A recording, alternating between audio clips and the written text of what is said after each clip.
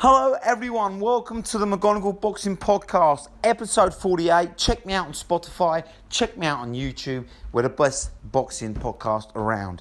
Let's get straight to it. As we all know, Cinco de Mayo, May 5th, Vegas was penciled in for a super middleweight unified title clash between Britain's own Billy Joe Saunders and Canelo Alvarez. Now, it's looking very unlikely that's going to happen now, and quite rightly, Eddie Hearn has delayed making an official press release.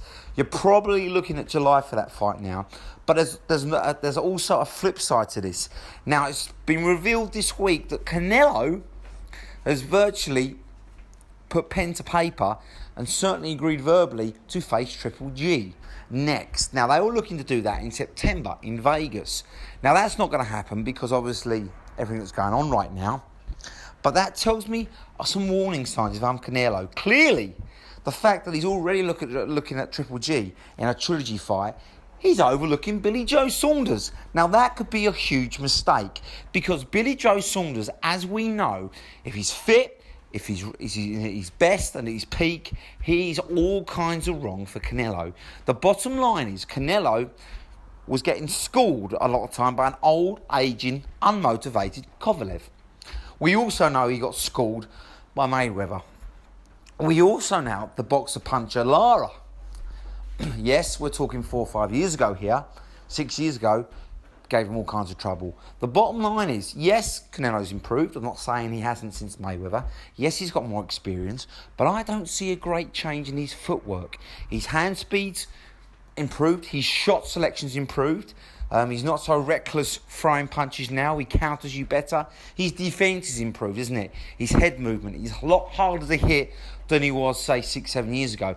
But his footwork, I don't see a great deal of improvement. And that's a big worry. If you're fighting someone as fleet-footed, as quick as Billy Joe Saunders, I believe what will happen is Billy Joe has the ability to dance rings around Canelo. He's the kind of style that gives Canelo nightmares. Canelo wants you to engage. If you engage like a Triple G, like a, dare I say, a Rocky Fielding, I know it's levels below, you're in all kinds of trouble because Canelo can get you to the body, the head, and his hand speed is fantastic. He can reel off good combinations and not get hit himself. But if you dance around the ring, you hit and then you move out of range. You hit, you move out of range.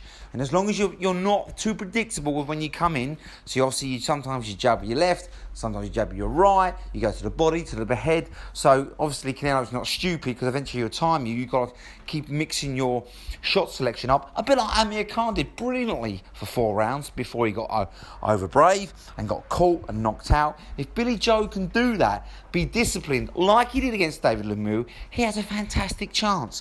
The only thing that worries me about Billy Joe is can he carry the speed and the slickness up to super middleweight. As a middleweight, he was fantastic. For me, his ideal weight. He's 7 pounds heavier. He didn't look convincing his last time out, even though he won the title.